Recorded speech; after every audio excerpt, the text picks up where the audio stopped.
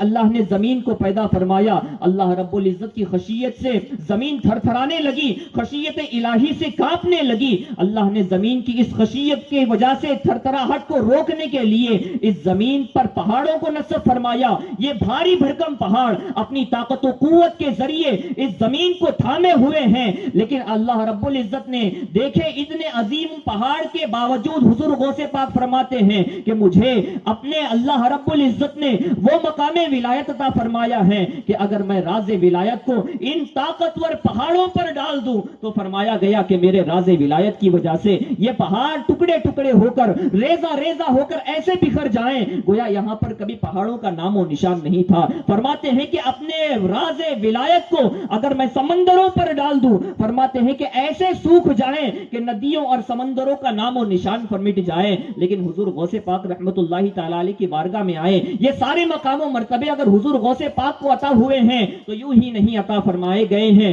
حضور غوث پاک رحمت اللہ تعالی علیہ ارشاد فرماتے ہیں کہ یہ مقام و مرتبہ بھی مجھے اگر حاصل ہوا ہے تو یوں ہی نہیں حاصل ہوا۔ فرماتے ہیں درست العلم حتی صرت قطبا ونلت السعد من مولا الموالی، میں علم حاصل کرتا رہا، علم حاصل کرتا رہا حتیٰ کہ اللہ نے مجھے قطبیت کا مقام عطا فرمایا، اور ایسا مقام عطا فرمایا کہ اللہ رب العزت نے علم کی دولت کی وجہ سے قطبیت عطا فرمائی، اور ایسا مقبول بندہ عطا فرمایا، ایسا مقبول بندہ مجھے بنا دیا کہ اب جو میں دعا کر لیتا ہوں اللہ اپنے فضل و کرم سے اس دعا کو قبول فرما لیتا ہے۔ علم کی دولت ہوتی ہے کہ علم کی وجہ سے اللہ رب العزت کی بارگاہ میں بندہ مستجاب الدعوات یعنی ویسا بندہ بن جاتا ہے کہ جس کی دعا کو اللہ رب العزت کبھی رد نہیں فرماتا۔ یہ علم کی اہمیت ہے، جو مقام و مرتبے ملا کرتے ہیں اللہ رب العزت علم